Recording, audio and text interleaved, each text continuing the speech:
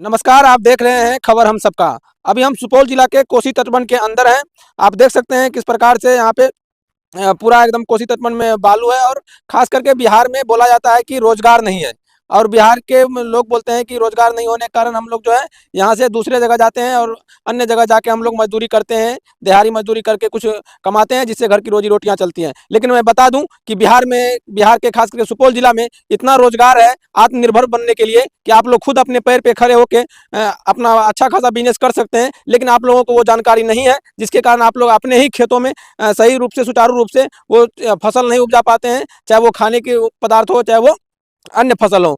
यहाँ पे अभी हमारे ठीक पीछे आप देख सकते हैं तरबूजे का जो नर्सरी अभी बनाया गया है। यहाँ पे यूपी के लोग आए हुए हैं और सुपौल जिला में आके अपना बिजनेस करते हैं। आइए हम जानने का प्रयास करते हैं ये लोग कैसे आए हैं और आने के बाद किस प्रकार से ये लोग जो है अपना फसल उपजाते हैं, किस प्रकार से क्या इनका खर्च रहता है, क्या फायदा होता है, मुनाफा होता है, हम जानने का प्रयास करते हैं। क्या नाम हुआ भैया आपका? मेरा नाम सर मेहरबान हुआ। मेहरबान। जी। अच्छा नाम है। कहाँ से आप लोग आए हैं? हम लोग बागपत जिले से हैं जी। बागपत जिला, उत्तर प्रदेश। उत्तर प्रदेश। जी। यहाँ कब कितने वर्षों से आप सुपौल जिला आते हैं? हम लोग सर 5-6 साल हो गए इधर में खेती लगाते हैं, बराबर आते जाते हैं और यहाँ से काम खत्म करने के बाद में फिर चले जाते हैं। जून को हम लोग यहाँ से निकल जाते हैं, तब पानी आता है तब हम लोग निकल जाते हैं। यानी कि तो 5-6 साल से आप लगातार सुपौल जिला में जी इस जगह आते हैं। जी हाँ। और हम लोग सर बोलते हैं किसान को भी कि लगाइए खेती, अच्छा है, लेकिन किसान नहीं लगा पाते, बोलते हैं आपकी बहुत मेहनत है इसलिए हम लोग नहीं कर पाएंगे। तो नहीं कर पाइएगा तो हम लोग भी इसीलिए आगे यहाँ पे खेती लगाते हैं। बिना भीड़ का खीर कहाँ पकता है भैया? हैं? बिना भीड़ का खीर पका है? नहीं नहीं पकेगा सर। तो मेहनत तो करना हर एक चीजों मेहनत में। मेहनत करना पड़ेगा। अच्छा ये जो है, ये जो कैमरा में दिख रहा है, ये क्या चीज का ये ये फसल? सर तरबूजा होता है, तरबूज। तरबूज। जी तरबूज इसको होता है। शुरू से बताइए कैसे आप लोग इसका क्या कैसे करते हैं? इसको हम लोग पहले इसकी नर्सरी तैयार करते हैं। अच्छा। उसके बाद में गड्ढा खुनवाते हैं, गड्ढा खुनने के लिए मशीन वहीं से आए हुए स्पेशल हमारे लिए लाती है वो। उसको गड्ढा खुनवाने के बाद में फिर उसको हम लोग दरी में इसको लगाते हैं। फिर उसमें पानी चलाते हैं, डीएपी डालते हैं, मुर्गी का गोबर डालते हैं, बहुत चीज़ डलता है सर इसके अंदर, तब जाके इसकी पैदावारी होती है। अच्छा इसका बीज जो आप लोग उधर से ही सब लेकर आते हाँ, हैं? बीज सब दिल्ली पानीपत से सब उधर से आता है बीज। टोटल चीज आप वहीं से लेकर आते हैं? टोटल चीज़ वहीं से लेकर आते हैं सर। सुपौल जिला से क्या क्या चीज लेते हैं सर फसल उपजाने यहाँ में? से हम लोग कोई ज़्यादा चीज़ नहीं लेते हैं, सब चीज़ हमारी वहीं से आता है। दवाई हुआ, थोड़ा बहुत दवाई यहाँ से ले लेते हैं हम लोग, यानी टोटल दवाई वहीं से आता है। यूरिया खाद हुआ, डीएपी हुआ, ये चीज़ यहाँ से लेते हैं हम लोग। ये चीज लोकल मार्केट से लेते हैं? हाँ, लोकल मार्केट से। अच्छा इसमें कितना खर्च होता होगा लगभग? सर इसमें एक बाड़ी में 5 से 7 लाख रुपए का खर्च हो जाता है और मेहनत बहुत ज़्यादा है। बालू में हर रोज पानी पटाना पड़ता है और इसमें हर खर बिछाना होता है नीचे में। अच्छा। तो कम से कम ये मानो 70 घर 70 हज़ार रुपये का आसपास तो खर लग जाता है। 30-40-50 हज़ार रुपये का कुन्नी डल जाता है, यूरिया है, डीएपी है और दवाई है, फिर बहुत खर्चा आ जाता है सर इसमें। पन्नी तन्नी ये वगैरह वगैरह बहुत खर्चा आता तो है। लमसम में 7 लाख के आसपास। हाँ, 6 से 7 लाख रुपए तक के इसमें खर्चा आ जाता है। अच्छा किसान का तो फसल, आम किसान का अपने सुपौल जिला में जो भी किसान फसल उगाते हैं, गेहूं धान या अन्य प्रकार के जो भी फसल होते हैं, उसमें तो नुकसान भी उनको झेलना पड़ता है, कभी आंधी में, कभी धूप में, कभी बरसात में। सर नुकसान लेकिन तो इसमें क्या? सर नुकसान तो इसमें बहुत बड़े बड़े नुकसान भी होते हैं। पत्थर कंकर आ जाता है ना ऊपर ऊपर अच्छा। से, तो हम लोगों को बिस्तर गोल करेंगे चले जाएंगे। उसके बाद कुछ नहीं, पानी आ जाए, हवा बहने लगे, हर टाइम पे ना खड़ा हो, हवा बहने लगे तब भी खाली हो जाएगा पूरा। बालू है ना, जितना हवा चलेगा उतना खत्म हो जाता है। तो इसमें भी हम लोगों को रिक्स बाजी के ही ऊपर खेल खेलते हैं इसको, एक किस्म का मानिए जुआ। अच्छा। जी। तो बिजनेस तो आखिर आप लोग लगातार करते आए हैं, तो जुआ में तो कभी जुआ तो हो गया कि कभी हार कभी जीत। हाँ सर। लेकिन इसमें तो अरे ऐसा। हम लोग नहीं डरते हैं सर, हम लोग लॉकडाउन में बराबर लॉकडाउन लगा 2 साल, तब भी लगाए, घाटा अच्छा अच्छा घाटा हुआ, 5-10 लाख रुपया घाटा हुआ, तो हम लोग हार नहीं मानते हैं। हम लोग फिर भी यही काम करेंगे, घाटा हो या मुनाफा हो। अच्छा 7 लाख के अप्रोक्स में आप इन्वेस्ट करते हैं, जी। तो लगभग कितना उसमें हो जाता है? सर ये हरी खेती है, इसका कोई भरोसा है। फिर भी एक 7 लाख का अप्रोक्स। 10 लाख भी हो सकता है, 12 भी हो सकता है, 15 भी हो सकता है, 5 भी रह सकता है। कोई पक्का भरोसा नहीं होता है इस चीज़ का सर। हाँ, कुछ फायदे के लिए तो हम लोग आते हैं, इतना दूर से बागपत जिले से आते हैं, दिल्ली के करीब से आते हैं। तो सर यहाँ फायदे के लिए सभी आदमी किसान आता है, उतना दूर से परिवार लेकर आता है, बाल बच्चे लेकर आता है। फायदा नहीं होगा तो कैसे आएगा फिर इतना दूर? अच्छा आप ये जो कोसी तटबंध के अंदर पूरा सुनसान इलाका है और ये सुनसान इलाके में आप अकेले एक डेरा बना के रहते हैं परिवार से, डर उर नहीं लगता है क्या? नहीं सर, हम लोगों को डर नहीं लगता है सर। यहाँ 5 साल हो गए, सब जान पहचान हो रही है।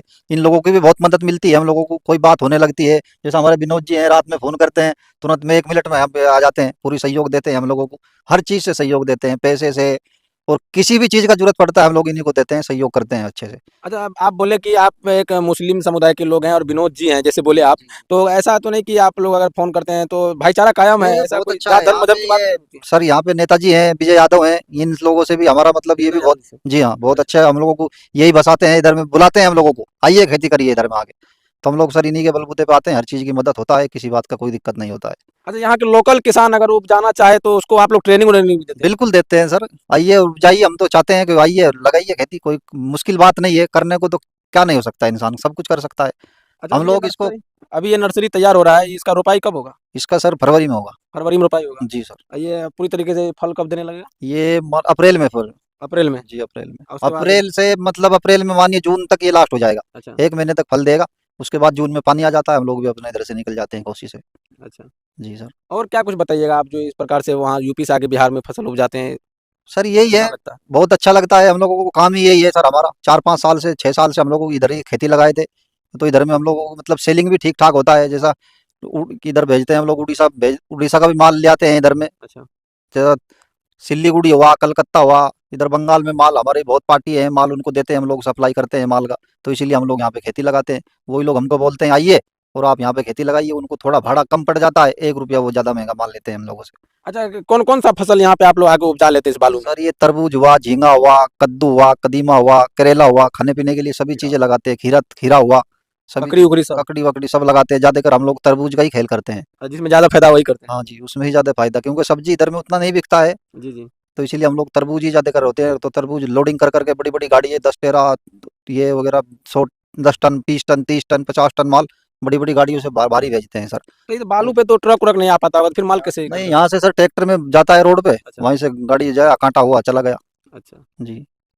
चलिए बहुत अच्छा लगा कि आप लोग यूपी से आके दिल्ली एनसीआर से आके आप लोग ये बिहार में सुपौल जिला में इस प्रकार का फसल उपजाते हैं।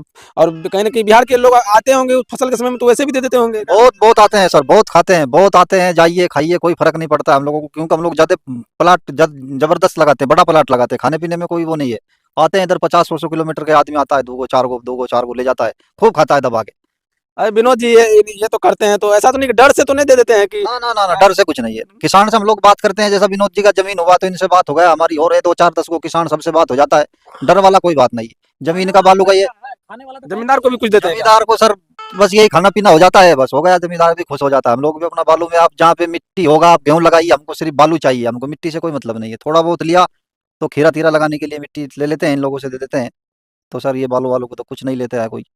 अच्छा विनोद जी, अपने लोग के क्षेत्र में थोड़ा नजदीक आ जाइए, अपने लोग के क्षेत्र में जो फसल होता है, अगर उसको कोई जाके तोड़ ले या किसी प्रकार का क्षति पहुंचा दे, इतना सा मान लीजिए गांव में पपीता फलता है, कोई तोड़ लेता है, तो न जाने कितना अश्लील गाना देता है, यहाँ तक कि पर पंचायती भी हो जाता है, और ये लोग वैसे ही दे देते हैं। इसमें क्या कैसा लगता है? बहुत अच्छा लगता है, ये लोग बहुत खुश होते हैं जब आते हैं खेत पर, तो वैसे दे देते हैं, खाने के लिए रोकता नहीं है कोई, जो खाओ लो करो। और हम लोग इनका सहयोग भी करते हैं बहुत सारे। जो चीज़ का दिक्कत होता है, पहले आए ये तो बोला कि हमको यहाँ पर दिक्कत होगा, कहे कि हम कोई परेशानी नहीं होगा, आप यहाँ पर खेती कीजिए, हम जहाँ तक होगा यथासंभव हम आपका सहयोग करेंगे, जिससे हो हर चीज़ से।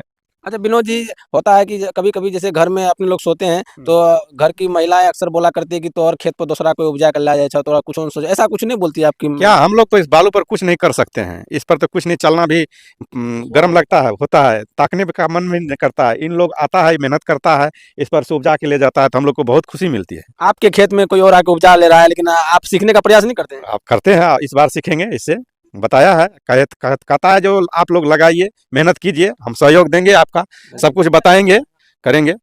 और थोड़ा बहुत इसमें इसके कहने पर हम खीरा भी लगा रहे हैं, इसके अच्छा। कहने पर मिर्च भी लगा रहे हैं, इसी के तरीका से बताए हुए पर। अच्छा है, कुछ गुण ले लीजिए। हाँ, गुण ले ताकि लीजिए। आत्मनिर्भर बन सके, बिजनेस करके खा सके। हाँ, खा सकें।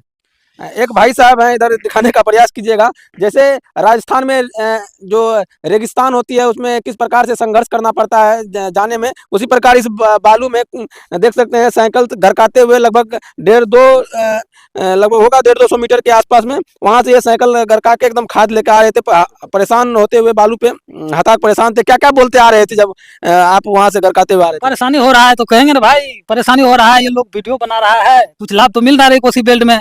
हाँ, मोदी सरकार को तो लाभ मिलना चाहिए कोसी बेल्ट में। या खाद अभी जाते हैं तो कहता है 1800 रुपए के जी। हाँ, सरकारी खाद है, सरकारी खाद है। अब बताइए इसमें क्या छूट, हम लोग को 18 से ये डाल रहे इसी मिट्टी में। हाँ, 700 रुपये में यूरिया मिल रहा है, उसके बाद साथ कहता नैनो यूरिया ले लो, तो ऊर्जा शक्ति लो तब मिलेगा यूरिया। लोकल यूरिया लाइन लगा रहते हैं। पूरा फ्री नहीं देता है, उसमें लाइन लगना के कहता आधार कार्ड दो, 2 ही बोरा देंगे। सुबह 6 बजे गए हैं इस खाद का चक्कर में, अब मान लीजिए 12 बज रहा है, भूखे प्यासे एक बोरी खाद मिला है, वो भी आधार कार्ड दिए हैं, पैसा भी इसका 1400 रुपया लिया है, ये मिक्सचर का। तो बताइए कि किसान क्या कर पाएगा यहाँ?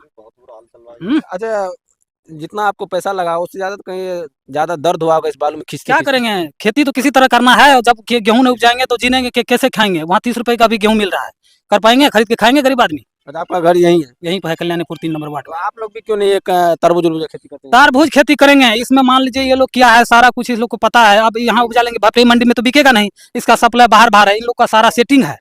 वहाँ से उसका फोन पे बात होता है, सेटिंग जा रहा है। जैसे हम लोग गेहूँ उपजाते हैं तो भापरी मार्केट में जाके बेच लेते हैं, लेकिन इसके उपजाने के बाद भापरी मार्केट में खपत नहीं है, इसको पूर्णिया, अररिया, सिलीगुड़ी, अब हम कहाँ कहाँ जाएंगे?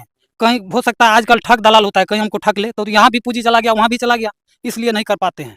जो लोग इन लोग किया है तो सारे जगह के इन लोग का एरिया है, पता है, इन लोग यहाँ उपजाता है, अपना भेजता है, ये बात। तो दिखाने का प्रयास कीजिए किस प्रकार से जो है ये अभी कदीमा का खेती का तैयारी हो रहा है। अभी पूरा जो है नर्सरी ये लोग बनाए हुए हैं, इसमें प्रतिदिन जो है पानी डालते हैं, और ये बाद में जो है ये जहाँ पे देख सकते हैं बलुआहा जमीन में ये लोग जब इसको जो है यहाँ पे अपनी पूरी तरीके से खुदाई कर लिए हैं, और खुदाई करने के बाद जब ये तरबूज का लगाएंगे पेड़ तो कहीं ना कहीं इससे जो फायदा होता है ये लोग अपना घर अच्छे खासे चलाते हैं, क्योंकि ये बड़े पैमाने में इनसे अच्छा खासा फायदा होता होगा। और तारबूज किस प्रकार से जो है होता है, पहले देखिए तारबूज का छोटा छोटा पौधा नर्सरी में बनाया जाता है, उसके बाद इसको रोपा जाता होगा, और उसके बाद जो है ये लगभग 2-3 महीना में फल खाने लायक हो जाता है। जैसा कि बता रहे थे यहाँ के जो संचालक जो आके यहाँ चलाते हैं, लगभग अप्रैल में आप लोग अगर आसपास में हैं तो अप्रैल में आके आप देख भी सकते हैं।